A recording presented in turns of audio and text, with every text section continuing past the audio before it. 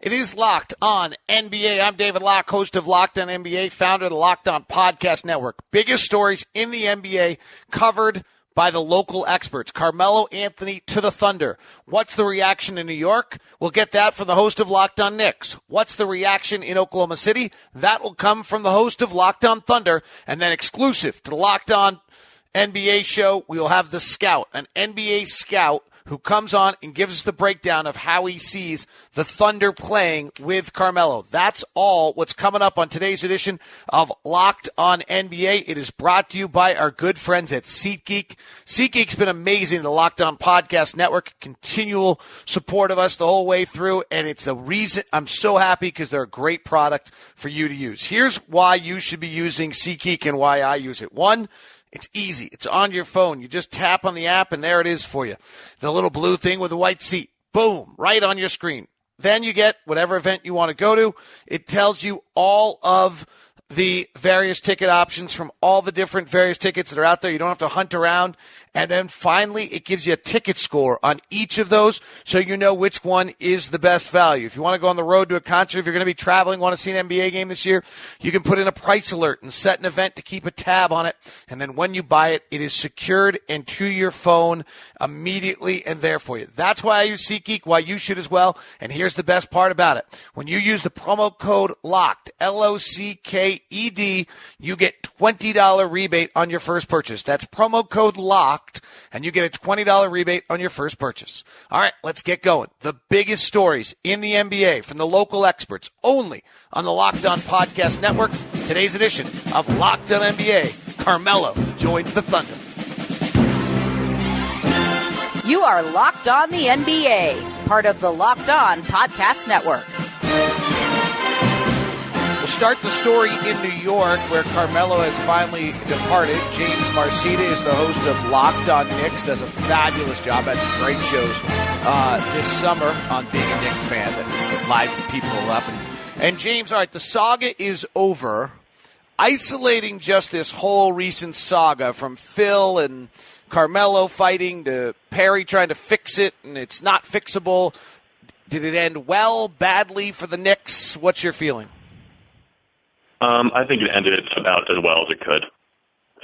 It really would have been a distraction above and beyond what would have been worth it to keep Melo around, especially given when you look at the packages that other teams have gotten for some really top stars, including, Melo's new teammate, Paul George. The market's just not there for someone in Melo's position. So the Knicks moved on from Melo. They didn't take back any long-term contracts.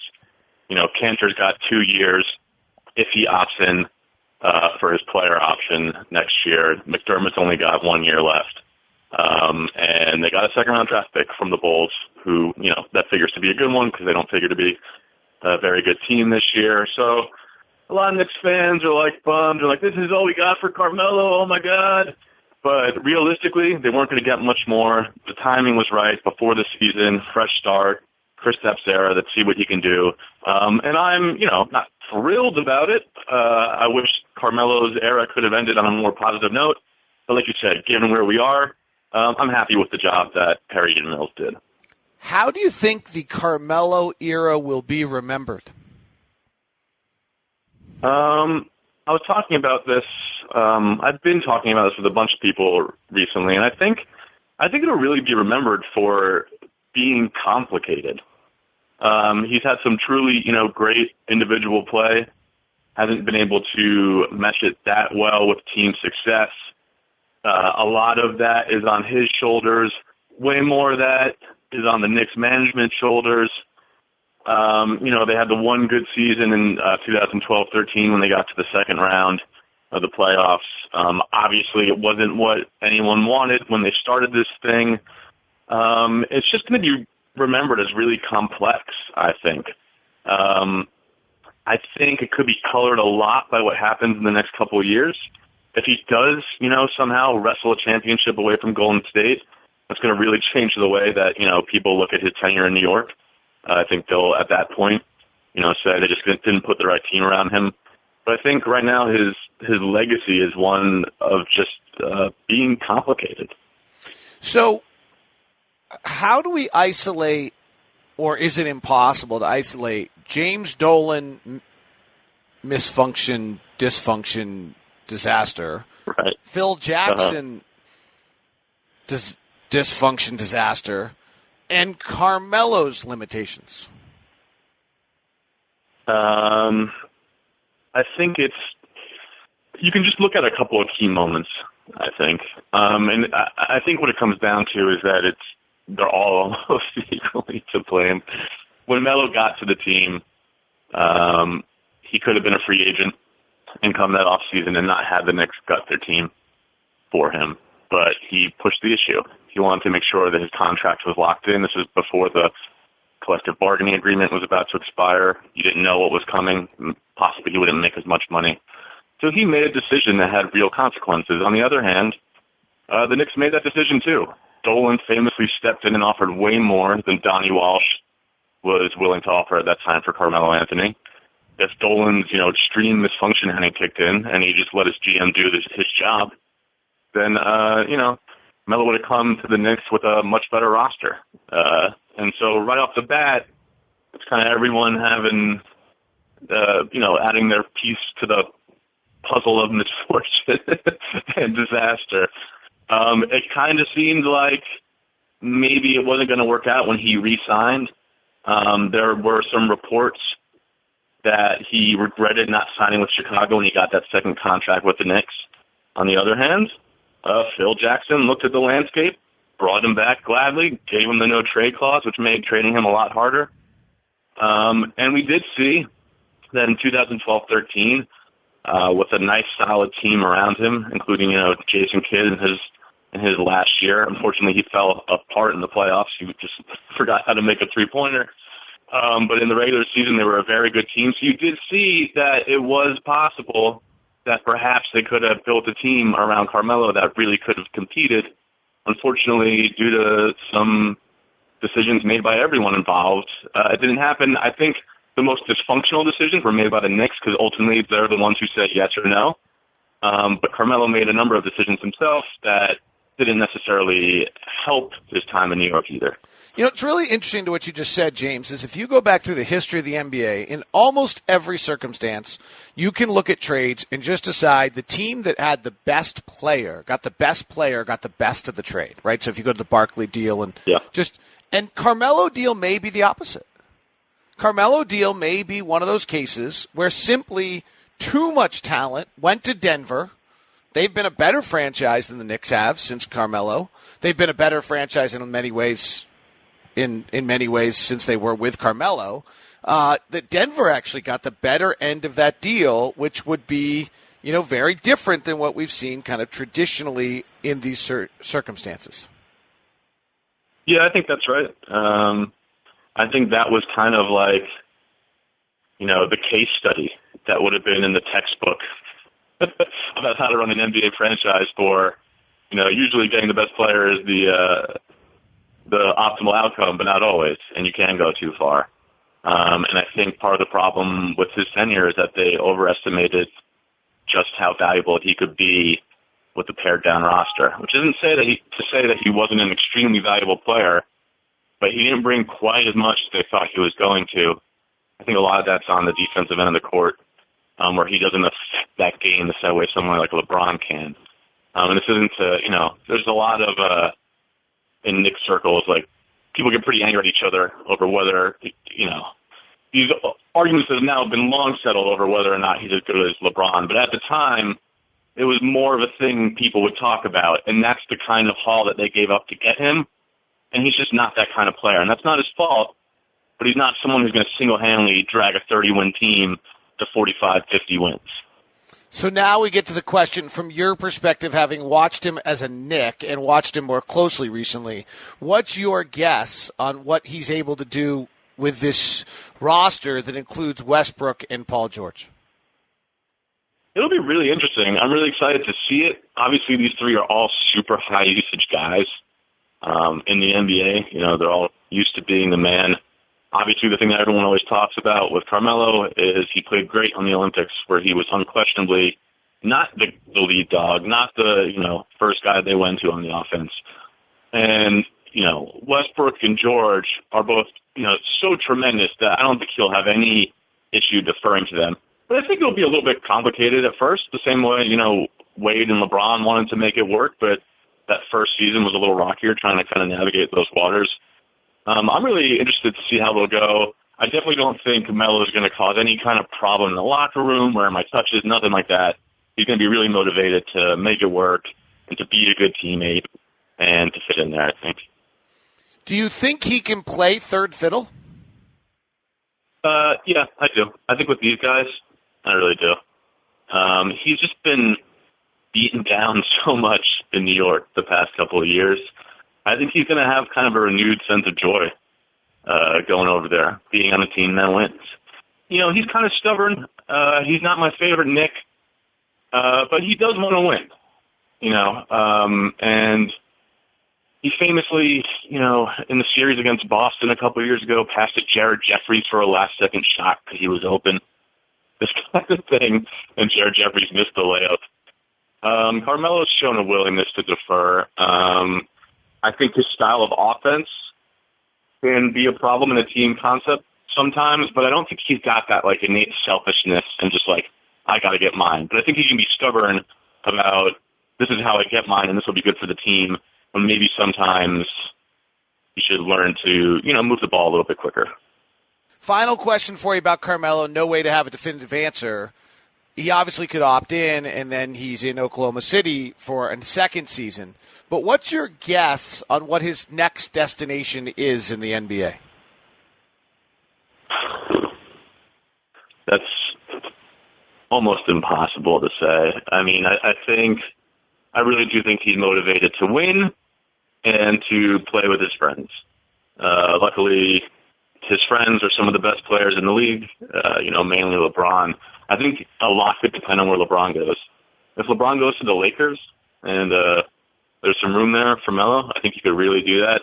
I don't think he'll be so motivated by money next year, but his track record says that he has been. I mean, he's made so much now, so I think that could change. But it wouldn't surprise me if he, opted in or tried to get some sort of, extension just to max out his last big contract.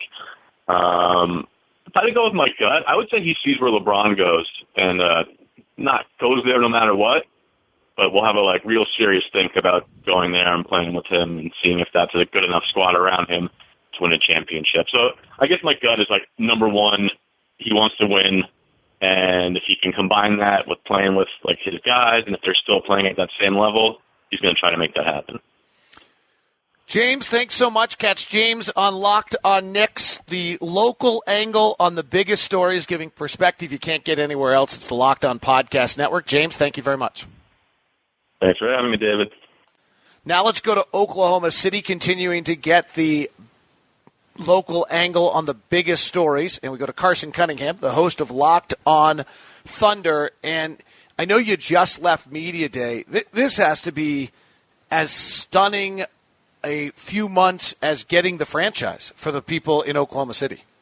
Absolutely, David. I mean, Media Day was an absolutely surreal experience. I mean, just to see Hall of Famers walking up and down the hallway. Obviously Russell Westbrook we're used to, but then you see Paul George, obviously in a Thunder uniform, and then Carmelo Anthony.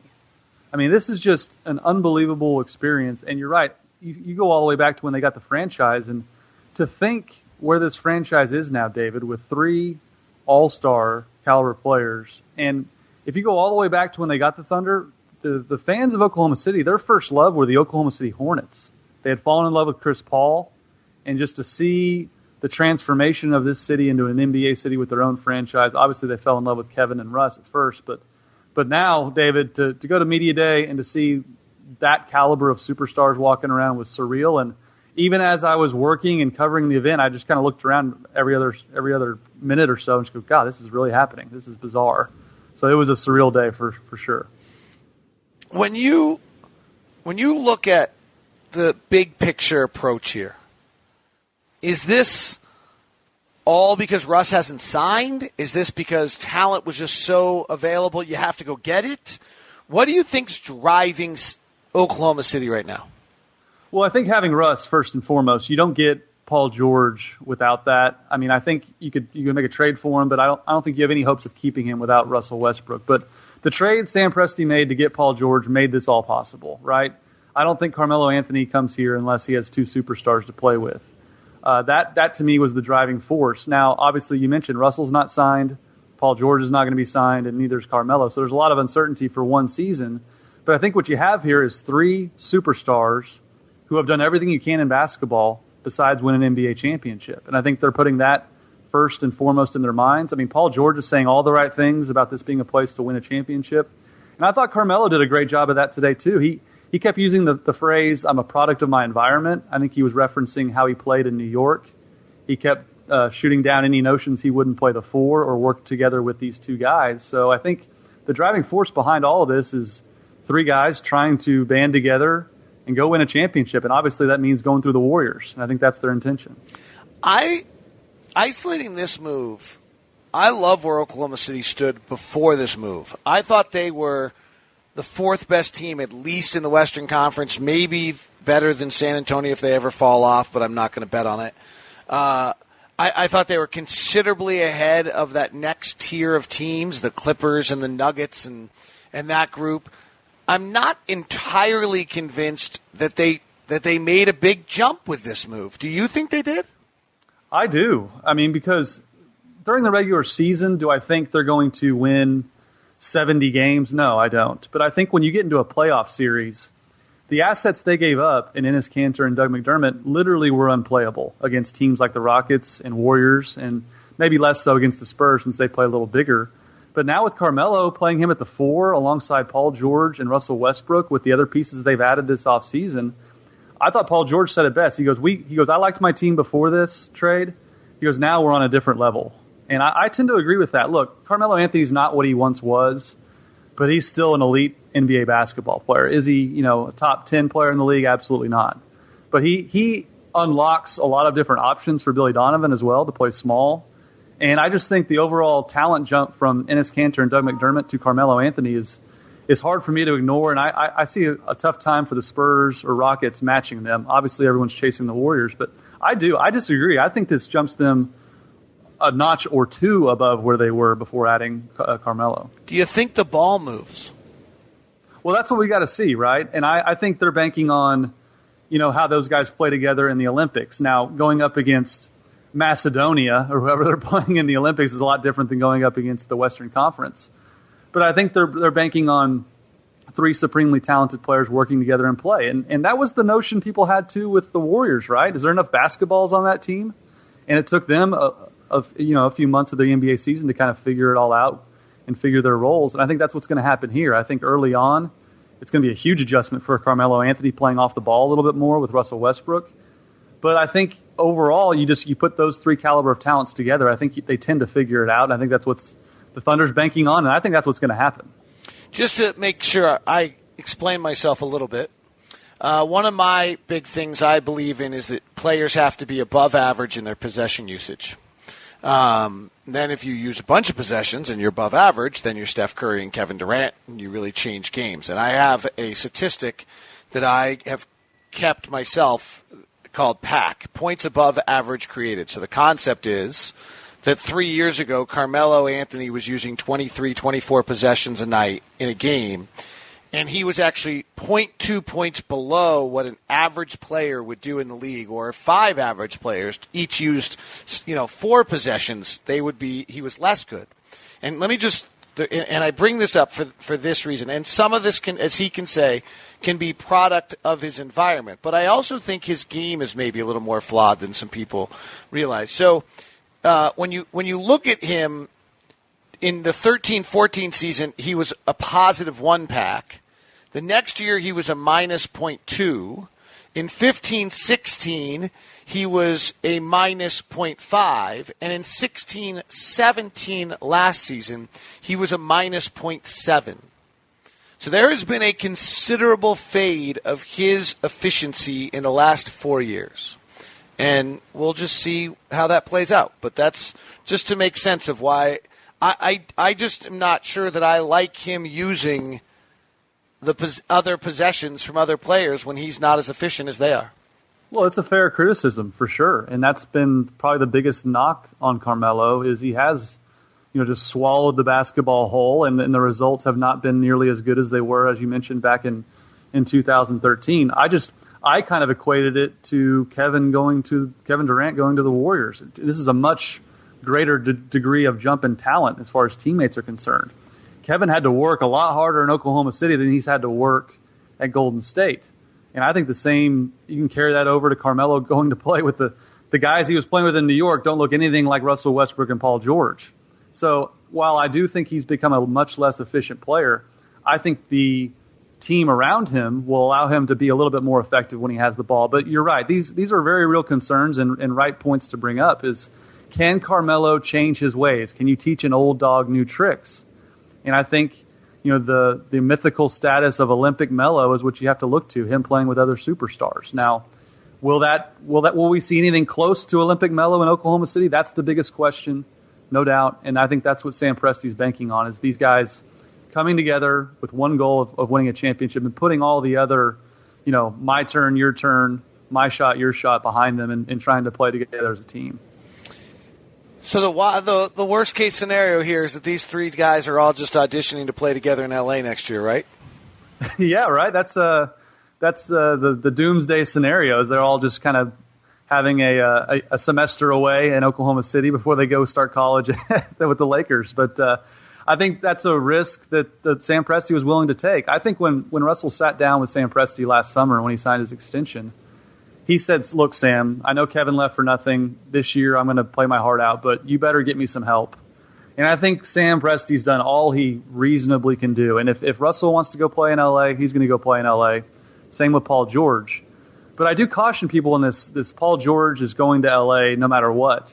If this team reels off 60 wins and is second in the West and plays the Warriors in a great series in the Western Conference Finals, is he really going to want to go play with Brandon Ingram and those guys over there, or form another super team over at LA? I don't know. That's a huge gamble by Sam Presti, but it's one I'd be willing to take. And I think more than anything, Paul George and Carmelo Anthony, they haven't had a real opportunity, a true opportunity to win a championship in their career. I mean, I know Paul George was the number one seed in the East. They weren't beating LeBron, and they definitely weren't beating a team out of the West. Same with Carmelo. He's made one conference finals. So these are two guys that have reached a point in their career where they've made it. They've made all the money they can. They've been franchise players. Now they want to go win. And I think that to me will be the overriding factor. But you're right. I think if Russell doesn't sign his extension, David, and all three of these guys go into this season unsigned, there's going to be a lot of nervous people in Oklahoma City, no doubt about it. Well, it'd be a heck of a run. If in fact it's the end of the run, it's a heck of a run. The chips are in the center of the table, David. Yeah. They are all in. They have no buyback. The chips are in the center of the table. It is certainly remarkable. Carson, thank you very much. Carson Cunningham, host of Locked On Thunder, giving you the local angle on the biggest stories as only the Locked On Podcast Network can. Make sure you subscribe to him at Locked On Thunder. The perspective from New York, the perspective from Oklahoma City, both unique to the Locked On Podcast Network and Locked On NBA. Now let's get where we're most unique, and that's the scout. NBA scout, hired by an NBA team on an NBA payroll, comes on our show anonymously and gives us his breakdown of how this all looks. So, Scout, what was your reaction to Actually, let me back up, Scout. What was your reaction to Paul George and Russell Westbrook together? My initial reaction was I was a little surprised, but I felt like those two could probably play together and have some success. But I still didn't see them as a team that was going to be really dangerous in the West.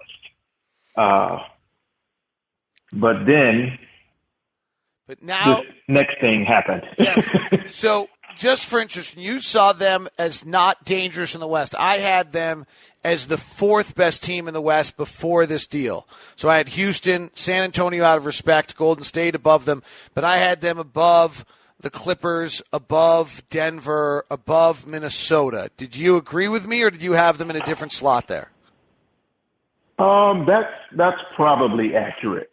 That's probably accurate. when I shouldn't have said not dangerous.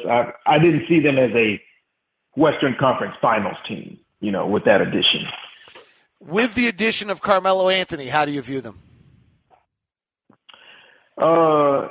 Number one, I think they will be exciting to watch most nights. I do think that Carmelo gives them an opportunity to make a run at the Western Conference Finals. Whether or not that will happen, well, that remains to be seen. But they're definitely a scary team now. But like most people in the NBA, we're wondering how it's all going to come together because of how each individual star plays. They are isolation basketball players. And most of their points are generated in isolation. So one of the talking points has been, I don't know how it'll work in the regular season, but you get them into the postseason, and you have to have that isolation ability. Do you buy that? Well, I do think you have to have it, or you need it in the playoffs, but you also need to have ball movement and somebody that can make a shot on the perimeter consistently. And there's also that defensive piece that you have to have. All right, let's talk about the offense first. We'll get to defense in a second. These are three guys who are predominantly isolation. The game is going to a huge amount of ball movement. Do you see this as a team that moves the basketball or a team that just goes and finds mismatches almost the way Carlisle used to in Dallas, where he just found a mismatch and he pounded it until you reacted? Well, I believe, and I could be totally off, I believe they're going to try to start off trying to move the ball and pass it around and make it sound good for the media. We have this ball moving offense, blah, blah, blah. But ultimately, each guy is going to get their opportunity to isolate and score one-on-one. But the problem is going to come when one person is getting it more than the other two. Do you see one of them getting left out in any way?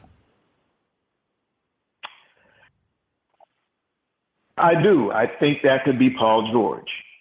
Unless he finds ways to score off the ball or off cuts and maybe getting points in transition. And he doesn't strike me as an offensive rebounder. So I think Paul George could be that guy that gets the least amount of shots, because we know Russell's going to dominate the ball. We know that Carmelo is going to pound the ball on the block and in the mid post area and on the wing. So I mean that leaves Paul George hanging. What's interesting to that, to me, Scout, is of all these guys, I think Westbrook's got his MVPs established. Carmelo's really got to win. That's what he needs to be established. Paul George is the one who's not established yet. He's the one who I think could be most easily uncomfortable with this arrangement. Do you agree with that or disagree with that?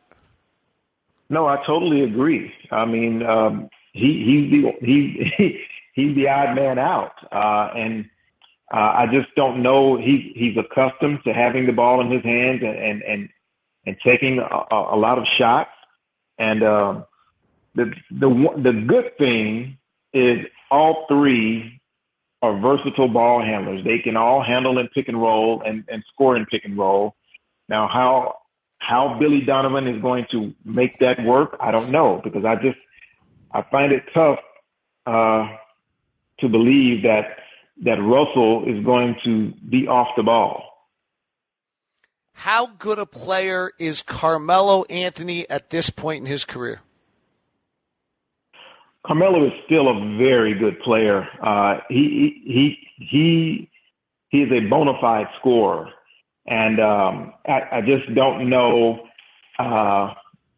if he's good enough to help a team win a championship.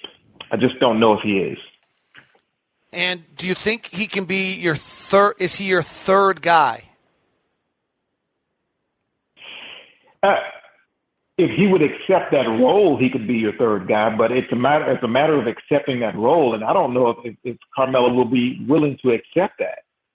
I mean, and I'm sure they're going to talk about it, and we're going to hear about it, and they'll say it to the media. But I think long term, I think that there will be some struggles with that. Defensively, how do you see this team? I see them as a decent defensive team, but they're primarily going to be an offensive team. Paul George is considered an elite defender. Russell can be when he wants to be, and we know Carmelo is not known for his defense. I guess their better defenders will be the role players off the bench. Well, you have Roberson. Robertson, he will be their guy to guard the best perimeter player for the opposing team. And then you've got this guy Grant coming off the bench, who's a pretty good defender. But as a team, I think the main focus for Oklahoma City will be offense, and they will give up a lot of points. So this is what's so interesting to me about this deal is I thought Oklahoma City was just terrific with what they built, because I saw this lineup of Westbrook and Robertson and George and maybe Grant and Steven Adams, and I didn't know how anyone was going to score on them. I just they're switching 1 through 4. They got Adams in the middle. They're long, athletic. Robertson, I've seen NBA All-Stars quiver and wilt when they have to go up against Robertson, and I just wonder whether, I suspected that they would be 12th, 11th, 13th kind of area for offense and top 3 defensively in the NBA this year. Well, that's a great. Yes. I don't know that they're still that mixed. Are they just Carmelo's not even that efficient. Carmelo actually doesn't. Unless Carmelo's a very different player, he actually doesn't make you better offensively anymore. He just uses a lot of possessions, but they don't need a guy to use a lot of possessions. No, I agree with you. I thought they had a good thing going considering the team that they had and what they had to throw together after Durant left. I think they performed fairly well. Defensively, they are going. It's going to be tough, and then offensively, I have to agree with you again. Carmelo doesn't make a team better, and he's not going to make his teammates better. He could be what he's always been, and I don't want to beat up the guy because I like his offensive ability, but he can be a black hole. And it can wear on a team. It's going to be interesting. And the coach. Yeah. Interesting to see, Scout. The one thing is they should be able to have scoring on the floor for 48 minutes, which they didn't have a year ago. I thought they'd already solved that problem, though, frankly. Their backup point guard position's better than it was a year ago. Their power forward position's better than it was a year ago, I thought, with Patrick Patterson. So I love what they had done before this move. I'm not we'll never know, I guess, whether or not this made them any better. We'll be curious to see how good this makes them. That's for sure.